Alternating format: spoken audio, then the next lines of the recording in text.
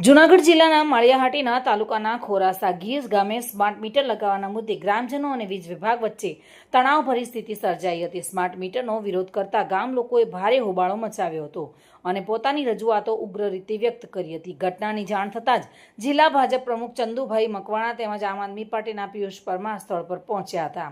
બંને આગેવાનોએ ગ્રામજનો સાથે ચર્ચા કરી તેમની રજૂઆતો સાંભળી હતી। ગ્રામજનો દ્વારા સ્માર્ટ મીટરનો વિરોધ કરવામાં આવતા આગેવાનોએ પણ ગામ લોકોને સમર્થન આપ્યું હોવાનું જાણવા મળી રહ્યું છે।